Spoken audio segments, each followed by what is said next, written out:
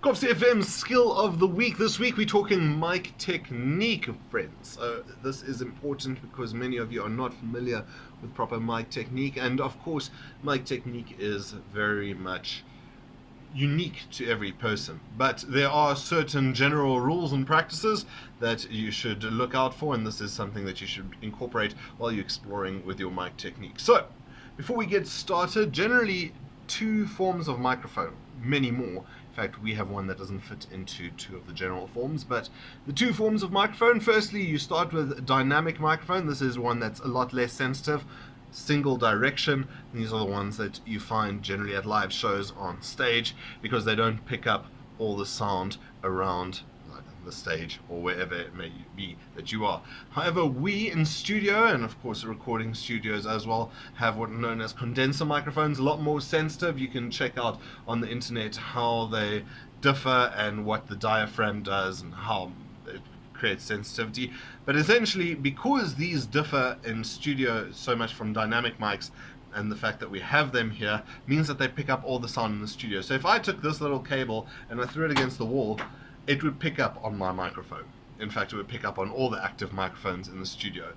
This microphone is what's known as, let me get this right, a dynamic cardioid microphone, otherwise colloquially known as a drum microphone, and that means it's uber sensitive. Now, you might not know what this thing is on top of microphones. This is what we call a pop filter, because when you breathe and when you speak, it pushes air into the diaphragm of a microphone, and if a microphone's super sensitive, even that push of air creates a pop, and that's something you don't want to have. So this is a limiter for that. Even so, it doesn't always limit, especially if you get too close to the microphone. So the first thing is, how close do you need to be from the microphone? The general rule of thumb is around about a fist, depending on how strong your voice is. Myself, who speaks quite loudly, I get a bit further away from the microphone and I adjust it accordingly.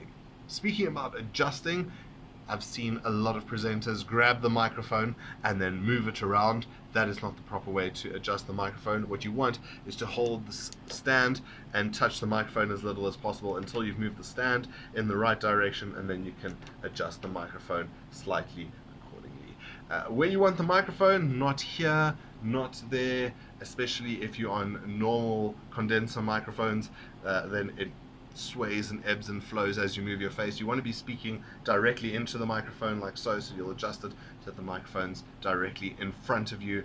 Again, about a fist for me, a bit further because I'm a lot louder. For those of you who want to get closer to the microphone, if your voice is soft, that's fine. Just be wary, always be listening to yourself, because it might be the case that when you get close to the microphone that it will pick up. It will definitely pick up, especially the drum. It will pick up the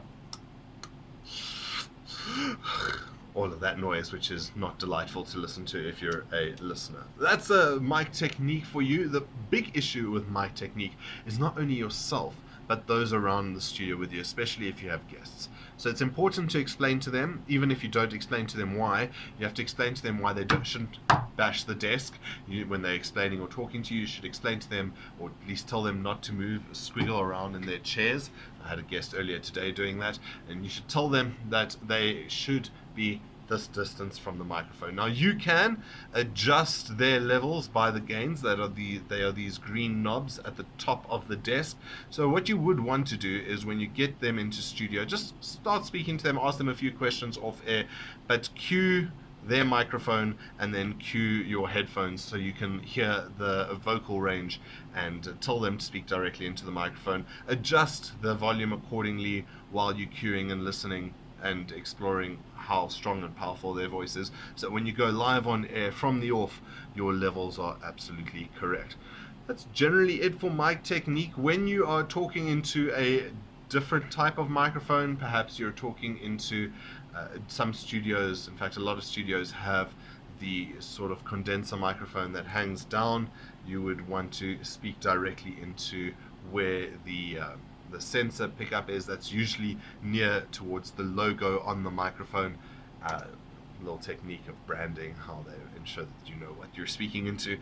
And that's about it for mic technique. Of course, several adjustments you can make depending on how you like your voice to sound. And we've got a couple of filters and preamps that are operating in studio, so they make slight adjustments too. But the important thing, especially for you guys starting out, get away from the microphone when you're going to be loud, closer to the microphone when you want to be soft. Be wary of additional sounds, be wary of distortion, and be wary of too much vocal range when it comes to volume, because there's nothing more depressing to listen to on air than a bit of that. So you can keep an eye on your monitor on the desk. The monitor is pretty sensitive. Be sure to keep it around about the middle range, where it's got a number 4 at the top of the left and the right channel, and that should be able to indicate to you, especially for those of you who aren't sure what you're actually listening to, how loud and soft you have to be. But this is why it's important to listen, how you should treat the microphone, and of course what you should be dealing with when it comes to volume adjustment and so on. So shout out, make sure you listen to yourself and do the right mic techniques, and check out different types of mic techniques, how to mold your voice. Get in front of the mic, be sure to get your full vocal ability out there, and ensure that you speak directly in. Otherwise, when you come here, then it sounds like you're far away, and then it sounds like the camera just fell.